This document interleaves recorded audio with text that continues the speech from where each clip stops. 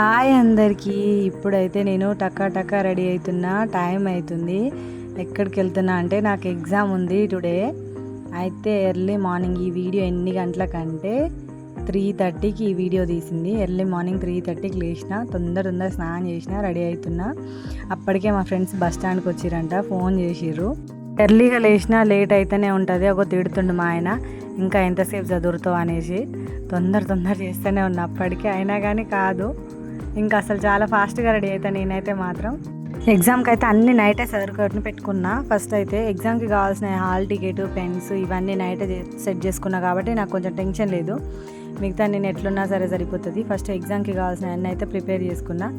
ఈ వీడియోని అయితే ఎండ్ వరకు చూడండి. మీకు ఎగ్జామ్కి సంబంధించిన టిప్స్ అయితే చెప్తాను. నాకు తెలిసినంత వరకు ఉన్న టిప్స్ అయితే చెప్తాను. నేను ఫాలో అయ్యే టిప్స్ అయితే చెప్తాను. తొందర రెడీ అవుతున్నా. మా నాన్నమ్మ కూడా లేచి కూర్చుంది పాపం. మంచి డ్రెస్ వేసుకొని పోవచ్చు కానీ అని అంటుంది. మంచి డ్రెస్ వేసుకొని పోవడానికి ఇదేనా పెళ్ళా, ఇదేనా ఫంక్షనా, ఎట్లా పోతారు ఎగ్జామ్కి? ఇట్లనే పోవాలి అని చెప్తున్నా నేనైతే. వాళ్ళకి తెలియదు కదా ఎట్లా వెళ్ళాలో ఎగ్జామ్కి అయితే ఇంకా సింపుల్గా వెళ్తా. కాకపోతే ఇది వీడియో షూట్ చేయాలన్నట్టు నేను ఇయర్ రింగ్స్ మార్చిన, లేకపోతే ఇయర్ రింగ్స్ కూడా మార్చపోతుండే. ఈ వాచ్ ఎట్లాగూ యూజ్ ఉండదు, మళ్ళీ ఎగ్జామ్ సెంటర్లో తీసేయాల్సిందే. ఏదో జస్ట్ పెట్టుకున్నా అంతే. బ్యాగ్ సర్దుకుంటున్నా. చూడండి, పెరుగు, హనీ, కవర్లు ఇవన్నీ ఎందుకు తీసుకుపోతుంది, ఈమె ఎగ్జామ్కి పోతుందా, పాలు తోడేద్దాన్ని పోతుందా అనుకుంటుర్రా? ఈ వీడియో ఎండ్ వరకు చూడండి, మీకే క్లారిఫై అవుతుంది.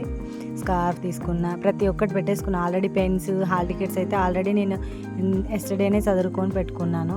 ఆయన అయితే మాత్రం సొక్క తిడుతుండు నన్ను. అయితే లేట్ అవుతుందంటే ఇంకా లేట్ చేస్తున్నా అంటుండు. కానీ నాకైతే పర్ఫ్యూమ్స్ వాడడం చాలా ఇష్టం. ఫ్రెష్గా అనిపిస్తుంది నాకైతే. ఖచ్చితంగా పర్ఫ్యూమ్ లేకుండా వెళ్ళను. ఇది మా తమ్ముడు నాకు గిఫ్ట్గా ఇచ్చిండు. చాలా మైల్డ్గా వస్తుంది, స్మెల్ అయితే సూపర్ ఉంటుంది. నా బిడ్డలు అయితే లేవలేదు. 4 అవుతుంది ఇప్పుడైతే. ఎగ్జాక్ట్గా 4 కూడా కావట్లేదు, 3:50 అవుతుంది.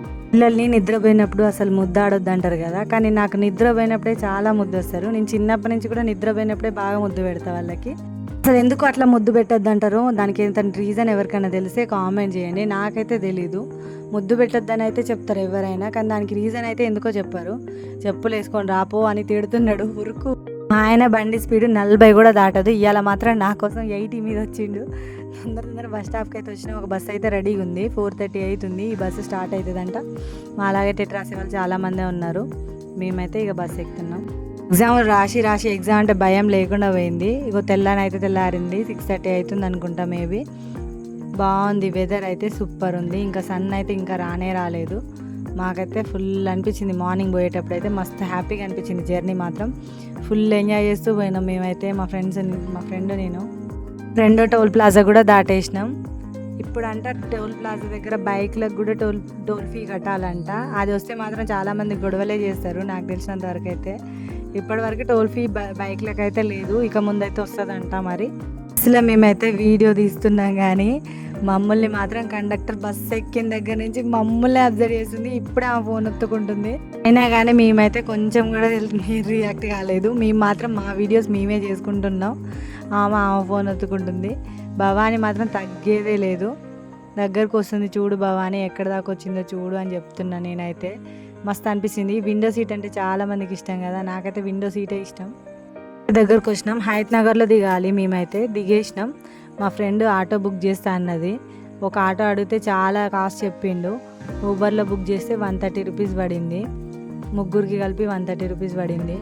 ఇట్లుంటుంది మళ్ళీ 130 రూపీస్ అంటే ముగ్గురికి ఎంత పడుతుంది అనేసి లెక్కలేస్తుంది భవానీ. ఇక మనమైతే శ్రేయాస్ ఇంజనీరింగ్ కాలేజ్ దగ్గరికి అయితే వచ్చేసినాం. సెంటర్ దగ్గరికి అప్పటికే చాలామంది వచ్చారు. కానీ డిసప్పాయింటింగ్ ఏంటంటే సెంటర్ దగ్గర తినడానికి ఏమీ లేవు. పాపం భవానీ ఛాయ్లో బిస్కెట్ ముంచుకొని మరీ తింటుంది. ఇంటిని ఉందంట కానీ అది 9 o'clockకి తెలుస్తారంట. మాకు ఉందే 9కే ఎగ్జాము. మేము ఎలా తింటామండి అని అన్నాం. ఫుల్గా వీడియోలు తీయాలనుకున్నా కానీ అస్సలు కుదరలేదు. అక్కడ సెంటర్ దగ్గర ముందు అయితే చాలామంది ఉన్నారు. భవానీ ఇంకా వాళ్ళని తీయలేదు. వాళ్ళందరూ వీడియో తీస్తుంటే చూస్తుర్రు. వీళ్ళు ఎగ్జామ్ రాయడానికి వచ్చిరా, షూటింగ్ చేసుకుందానికి వచ్చిరా అన్నట్టు చూస్తుర్రు.